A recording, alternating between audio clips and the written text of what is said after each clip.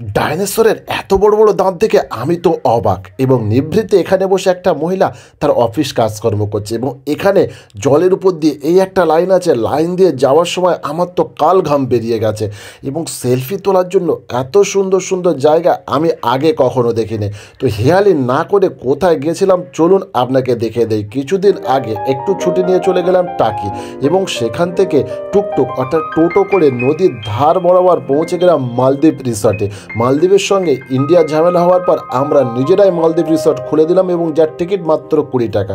20 টাকা দিয়ে আমার বন্ধু কাটলো টিকিট, তারপর সোজাসুজি এন্ট্রি করলাম। এখানে আমাদের নমস্কার জানানো হলো দুটো পাথরের মূর্তি দিয়ে। তারপর আস্তে আস্তে মালদ্বীপ রিসর্টটা পুরো দেখতে লাগলাম। সত্যি অসাধারণ, কারণ আমরা গেছিলাম সন্ধ্যার পূর্বে এবং সন্ধ্যার পরই এত সুন্দর লাইটিং দেখেই অবাক। কিন্তু একটা জিনিস দেখে আমার খুবই অবাক লাগলো, পাখিগুলো কিন্তু ঘুমানোর সময় পাচ্ছে না, কেননা রাতের বেলাও তো এখানে লাইটের চতুর্দিকে জল জল করছে।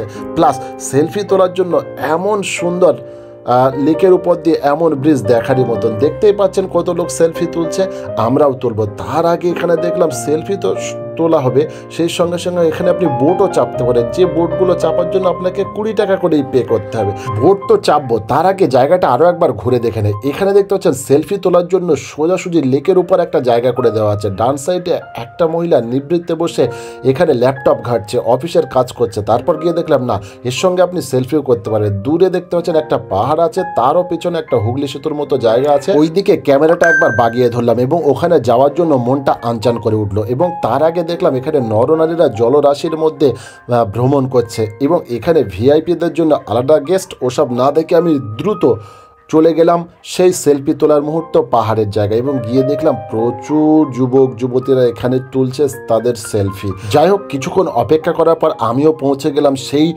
জায়গায় এবং যেখানে দেখলাম ঝর্ণাগুলো চুঁইয়ে চুঁইয়ে পড়ছে।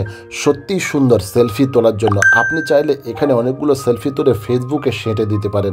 আর এখান থেকে আবারও আপনাদের দেখালাম যে যুবক যুবতীরা নৌকা করে কিন্তু এই দিঘিটা পরিবেষ্টন করছে, দিঘিটা ঘুরছে। ওসব দেখার সময় নেই, আমরা দ্রুত পায়ে চলে গেলাম হুগলি সেতুর কাছে এবং এটা দেখলাম সেকেন্ড হুগলি সেতু, যেটা বাঁশ দিয়ে বানানো আর উপরে লাইটিং করা। তো সেই সুন্দর হুগলি সেতু এখানেও কিন্তু আপনি সেলফি নিতে পারবেন। যাই হোক, হেঁটেই আমরা হুগলি সেতু পার করলাম এবং পার করার পর পৌঁছে গেলাম এমন এক জায়গায় এবং যেখানে গিয়ে দেখলাম এটা হচ্ছে পিকনিক স্পট।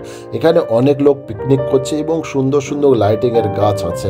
তো যাই হোক, এখানের একটা প্রান্তে কিছু খাবারের দোকানে আমার বন্ধু মুড়ি মশলা চানাচুর কিছু কিনলো এবং সেগুলো মুখে গুঁজে দিয়ে নাড়তে শুরু করলাম এবং নাড়ার পর দেখলাম এখানে সেই জায়গা যেখানে একটা দিঘির ফুল এপার থেকে ওপার কাঠের তৈরি ব্রিজ আছে, ঝুলন্ত ব্রিজ। ইচ্ছা হলো ব্রিজটা চড়বো। 20 টাকা দিয়ে আমি ওই টিকিট কেটে নিলাম ব্রিজের এবং তারপর টিকিট কাটার পর আস্তে আস্তে আস্তে আস্তে উপরে উঠে গেলাম। উপরে ওঠার পর দেখলাম ওদের লোক ওখানে আছে, ওরা আমাকে জামা প্যান্ট সব পরিয়ে দিল। পরিয়ে দেওয়ার পর টাইট করে বেঁধে দিল এবং তারপরে আমার পালা। 20 টাকা তো আমার পকেট থেকে গেছে, কিন্তু যাওয়ার পর মনে হলো যে হাতের ক্যামেরাটাই না পড়ে যায়, এতটাই রিক্সি। ক্যামেরা না নিয়ে গেলে ঠিক আছে। তো আস্তে আস্তে পৌঁছে গেলাম অ্যাট লাস্ট এবং শেষে আমার বন্ধুও দেখলাম সে সাইকেলে করে এদিকে আসছে। তো এমন ছোটোখাটো গেমস আছে যেগুলো চড়লে খুবই আপনার ভালো লাগবে। তো এগুলো চড়া কমপ্লিট করে আবারও আমরা সেই পিকনিক স্পটে এসে দাঁড়ালাম। আবারও কিছু খাবার দাবার কিনে খেতে খেতে হুগলি সেতু পার করে আবারও চলে গেলাম আরও একটা জায়গায়। মালদ্বীপ রিসর্টের এই জায়গাটা হলো চিলড্রেন পার্ক। তো দ্রুত পায়ে আপনাদের চিলড্রেন পার্কে নিয়ে যাব, কারণ আপনি যদি ফ্যামিলির সঙ্গে এই পার্কে আসেন তো বাচ্চাদের কিন্তু এই চিলড্রেন পার্কে রেখে দিতে পারেন। চিলড্রেন পার্কে কি আছে? চিলড্রেন পার্কে আছে প্রচুর কিছু জীবজন্তুর মূর্তি এবং কিছু খেলনা দোলনা, যেগুলো আপনারা চড়তে পারেন এবং চড়ে আপনাদের সময় এখানে আনন্দে ভরিয়ে তুলতে পারেন। এবং এখানে ঘুরতে ঘুরতে আমাদের সঙ্গে দেখা হয়ে গেল সেই ডাইনোসর, যেটা প্রথমেই আমি আপনাকে দেখালাম। তো চলুন সেই ডাইনোসরের কাছে আপনাদের নিয়ে যাব এবং সেই ডাইনোসরের কিন্তু লুকটা সেই। এখানেও কিন্তু আপনি সেলফি তুলতে পারেন। তো আমি দেখতে পাচ্ছেন ক্যামেরা বাগিয়ে ডাইনোসরের মুখে ধরলাম এবং ডাইনোসরকে আপনাদের পুরোটাই দেখালাম। সুন্দর ডাইনোসরের প্রাকৃতিক আকৃতি আঁকা আছে এবং দেখার পর দেখলাম বাঘের পিঠে এক মহিলা বসে আছে। তো দেখেই তো আমার হাসি পেল। যাই হোক, চিলড্রেন পার্ক থেকে এবার আমরা আস্তে আস্তে বার হয়ে এলাম এবং বার হয়ে আসার পর এখান থেকে আরও একটা অপশন দেখতে পাচ্ছেন, এটাও একটা সেলফি পয়েন্ট। প্রচুর লোক এখানে কিন্তু সেলফি তোলে। আপনারাও চাইলে এখানে সেলফি তুলতে পারেন বা শর্ট ভিডিও করতে পারেন। তো এইভাবে আমরা পুরো ইকো রিসর্টটা ঘুরলাম এবং ঘোরার পর টোটাল 1 ঘন্টা থেকে 1.5 ঘন্টা ওখানে ছিলাম। তারপর আমরা বার হয়ে গেলাম। তো কেমন লাগলো ভিডিও?